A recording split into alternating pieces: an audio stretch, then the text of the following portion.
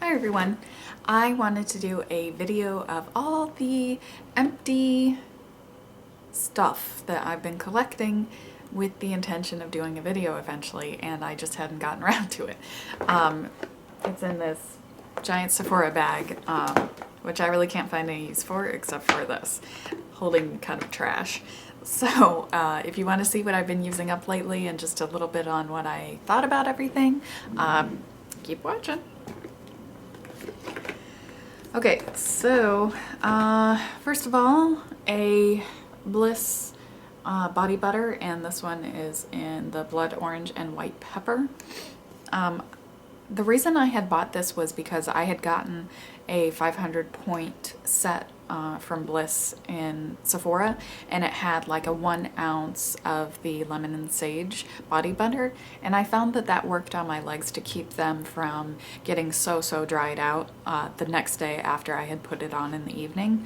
So it seemed to kind of help balance out the moisture in my legs a little bit. So I decided I wanted to buy a full size, and I went with this scent. Since I finished it, I did buy the kind of 2-pack body wash and gigantic thing of body butter from Nordstrom during the anniversary sale. It was a lot cheaper, and I got the lemon and sage, which I think in the end I do prefer. It's a little bit more of a kind of general scent. It doesn't seem to mix with other scents in a way that I don't like. This one was just a little too strong for me, so wouldn't buy this again, but I do like the formula. Okay, and speaking of that Bliss 500 point set, I just finished the Triple Oxygen plus C Energizing Cream, and this was too much to use on my face, which is not really saying much since I'm very oily skin with acne. So what I used this for was my neck, which you can see here. It's it needs some help. This did keep it very moisturized, so that was nice. I wouldn't purchase it, but it did work well, and I was happy to finish the tube. And I just use that in the morning and the evening on my neck. Another skincare item that I used up this summer was this Neutrogena Ultra Sheer Liquid in SPF 70. So this is the Helioplex. It's not one of the physical blocks, so it's chemical sunscreen.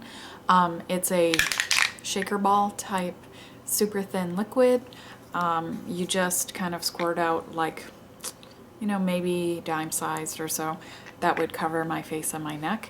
And I could use this, I think in the summer I was just using this one as the only kind of skincare type stuff I put on my face after I washed it in the morning and before I put my makeup on. So it was very light, went on easily, wasn't greasy or anything, very dry, kind of sheer liquid. So I would recommend it. I don't know if I'm going to use it again in the summer, but I will think about it. And I should mention that I ended up changing to a routine where I wore just like an SPF 30 that was made for oily skin, the Cetaphil something, Derma Control something. I switched to using that and using only this on the days that I would be out in the sun for several hours. Last skincare related item, this Murad Clarifying Cleanser, 1.5% salicylic acid. This came, I believe, in a beautybar.com Allure magazine, the Sample Society box. So this was a good size kind of deluxe sample. This is 2 ounces, so it took me quite a while to go through this, and I use this usually in the evening when I was washing my shower.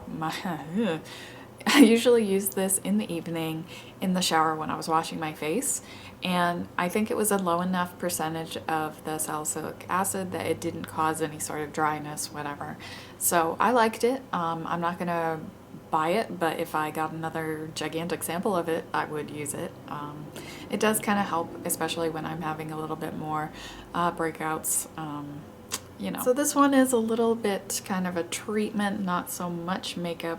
It's a Lip Fusion XL Advanced Lip Plumping Therapy. So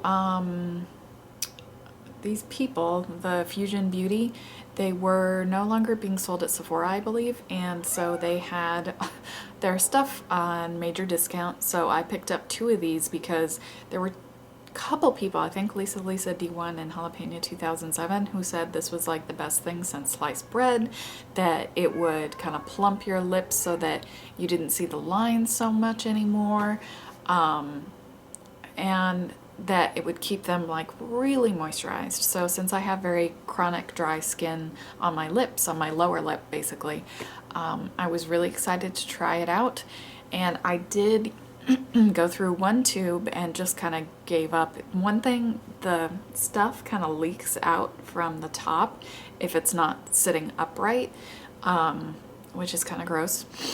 And what I found was I would use this, I would put it on at night, then in the morning I would put it on again, like after I wash my face. And then when I was at work, I wouldn't have flakes per se. My lips weren't dry, but it's like they were flaking underneath this, and it turned into these like slimy chunks of skin. Not good. It was really quite gross. And I think Andy is freaking out back there. What? Crisis over with Andy. Yeah. So I would not, because this stuff is super expensive full price, and there is no way I would buy it full price. I do have another one of these, so I might give it a try wearing at night, because it did keep my lips from drying out overnight. But if they start the like gooey flake thing again, no. On to makeup. I'm sure I have other mascaras that I finished or got rid of, but this is the only one I put in my bag. It was the Benefit Bad Gal Lash, and it's Andy over there. One thing I didn't like this. I found the brush really hard to use because, I mean, look, this brush is like bigger than my eyeball, like way bigger. It's just strange. It was hard to use. I didn't like the formula. There wasn't really anything I liked about this mascara. Yeah. Another makeup item that I used up completely is this Anastasia Clear Brow Gel. Hi, do you want to be in the video? Oh, very needy. You're very needy. Andy, you're just gonna smack me with your tail? Andy, what you doing? Huh? Oh, hello.